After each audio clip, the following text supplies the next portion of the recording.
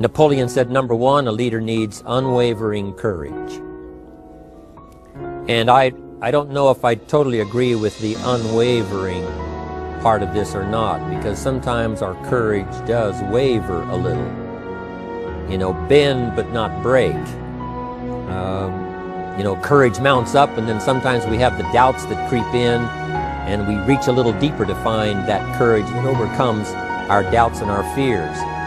So I would probably debate a little bit with Napoleon on this unwavering courage, because sometimes courage does waver. But as long as it stays, as long as in the end there it is to serve you, the courage to do what you didn't think you could do, the courage to step into territory that might be a little unfamiliar, the courage to talk to somebody you don't know, the courage to attempt conducting a meeting, the courage to give your first testimonial, the courage to, you know, solve problems you couldn't solve before, that kind of courage. The courage to stand up when it's sort of dark in your corner, the courage to do it when it isn't going your way, seemingly. The courage to try to have a good day in the midst of a bad day. That kind of courage.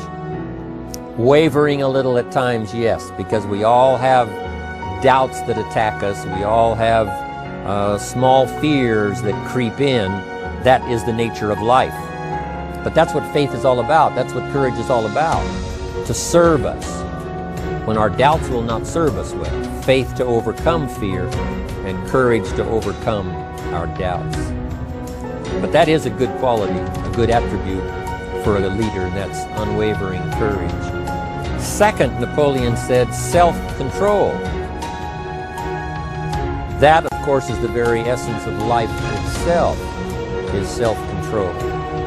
Because we all have this warfare going on. You know, it's going on in the world, the warfare between liberty and tyranny. In our own body, the warfare between health and illness, the struggle is on. The struggle between light and darkness, the struggle between good and evil. I call it opposites in conflict.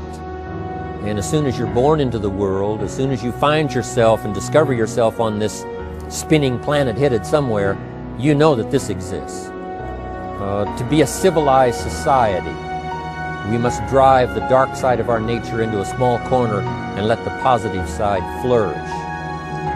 Early, we must learn to exercise self-control. Power is a wonderful thing, but it must be exercised properly. It must be exercised to benefit and not to destruction.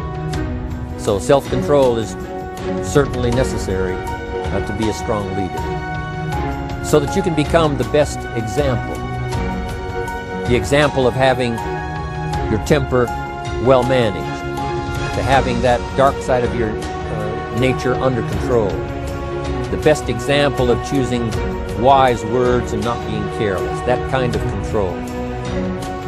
Control of your appetite, control of your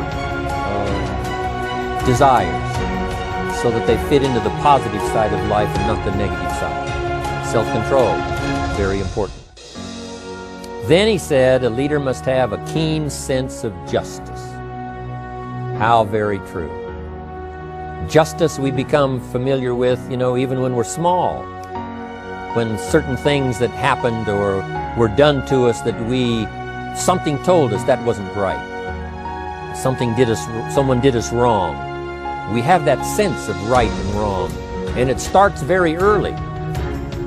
Then we have to have that sense of utilizing what's right and what's wrong, so that we develop this sense of justice, this sense of being fair, this sense of being on the positive side, on the right side.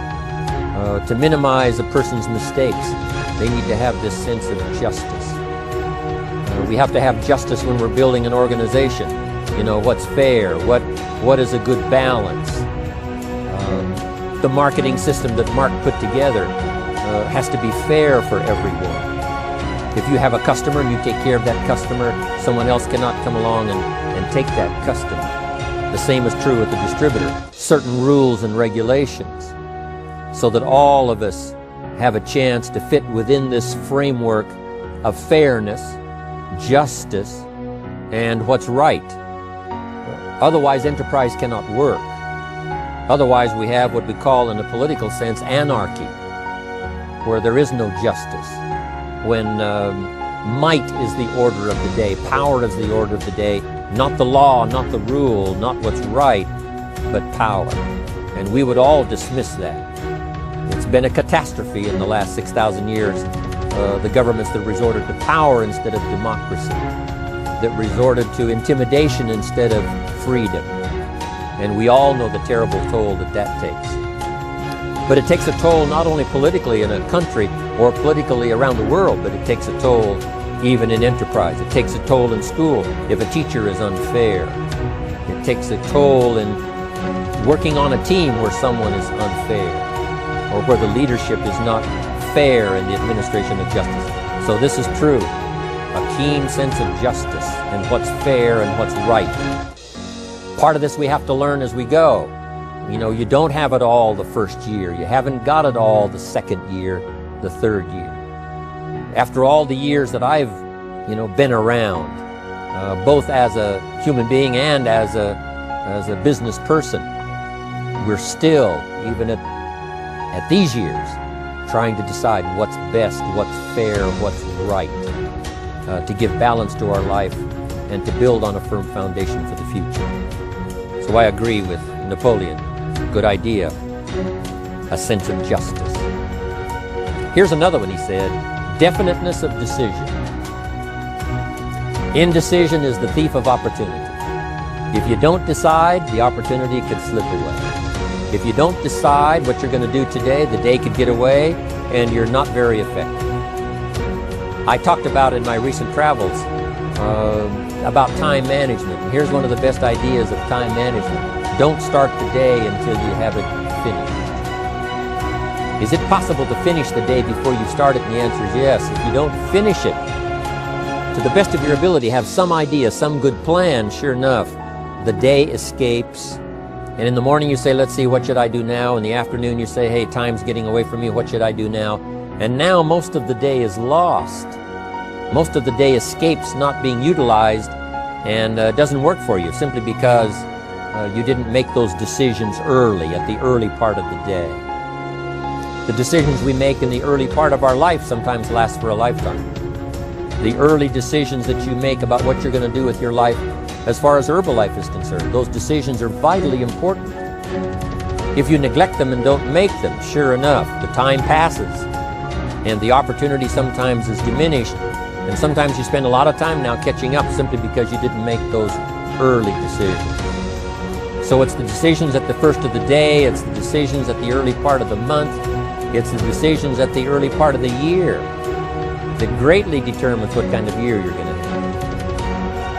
The decisions you make in the early days of your marriage, sometimes those are the decisions that affect the marriage for a lifetime.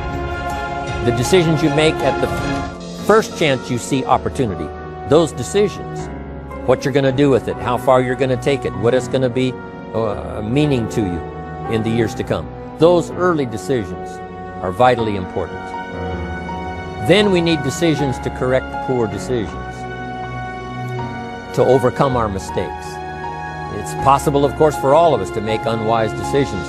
And at the end of 1 year, at the end of 1 week, 1 month, or at the end of a few years, we say, that decision cost me too much. Cost me a lot of time, cost me a lot of money, cost me maybe a good relationship, cost me a chance to be productive. But as long as you're alive, there's still a chance to use new decision power to correct the mistakes of decisions that were bad in the past. All of us have the opportunity to do that, but I think Napoleon was right here too. You've got to be definite in making decisions so that the opportunity doesn't pass you by. Take advantage. Here's the next one. Napoleon Hill said, a good leader has definite plans. How important that is. And of all the years, I think, to cash in on Herbalife's momentum and make some plans for the future, this has got to be one of the greatest years. Herbalife in these 18 years now has created some incredible momentum, not only in opening up the countries, but momentum in the refinement of our marketing, momentum in developing new products, momentum in developing our support system. The key is now for you to make plans to ride on that momentum. Herbalife is like the tide that comes in, and the rising tide lifts all the ships if they're in the water. If your ship and your boat is not in the water, even though the tide comes in that would lift all the ships, if yours is not in the water, then it doesn't benefit you. So here's what you should do. Have the same intensity to make your plans for the future as Mark Hughes has. As the President's Team, Chairman's Club especially, make the plans for the Herbalife Company future, you've got to now make your plans. Don't let this momentum pass you by. Don't let this momentum go uncashed in on. Don't let it be like a lost cause for you. And maybe you've, because of the lack of plans, have lost a month or two, or you've lost a week or two, or maybe you've lost a year, and you were 10% effective instead of 100%. Now's the time to change all that and start making some plans. Your Herbalife plans, they're vitally important. You might as well cash in on the Herbalife plans for world expansion, the Herbalife plans for expansion within your country, the Herbalife plans for the expansion of the business, the incentives. Cash in on that, capture that, and say, I've got to have some plans that match Herbalife. Not necessarily match Herbalife in numbers, but that can match Herbalife in momentum, that can match Herbalife in cashing in on the opportunity, your plan for Herbalife expansion. You got to have some plans for your family, right? You got to take your family along, don't leave them out. One of the challenges all of us have in making our plans is how to balance everything, to make sure that we don't regret at the end of the year, I spent too much time on that, I spent too much money. And then if you have, say, how can I not do that again? And construct some better plans so that you won't have any regrets at the end of a year to come, 5 years to come, 3, 4, 5 years to come. Definite plans. The plans for the use of your money. One thing I've admired about Mark Hughes since I've met him all those years ago, once he started becoming successful, he had a splendid plan, not only for his personal success in terms of financial security, but in terms of the company. Because Mark has to look after the company and make sure that the company is secure. The company has plenty of reserves, so that no matter what happens around the world, and when you're doing business in 37 countries, you can imagine what the challenge is to make sure the plans for each country are there, the backup plans, the financial plans, as well as products and opportunity and marketing. It is a challenge beyond comprehension to most of us what kind of planning that takes in terms of trying to make Herbalife secure for the future.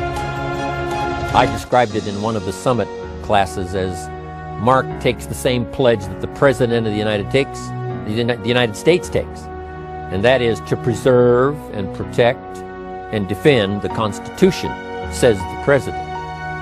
But Mark has to preserve and protect and defend the company to make sure it's viable, not just in America where it started, but all around the world in each country. It's an awesome responsibility. But now for you, your plans to be financially secure.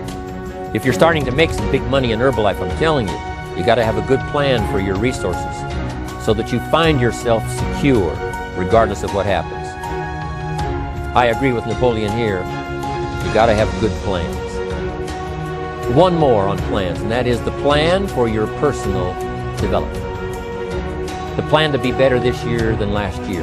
The plan to take the classes, attend the workshops, do everything you possibly can to show personal progress, not just financial progress, not just the progress of having one more car or one more home, but the progress of personality, the progress of communication skills, the progress of recruiting skills, the progress in how to deal with people, progress in using your influence so that it multiplies its power by 5 by 10 versus what it used to be.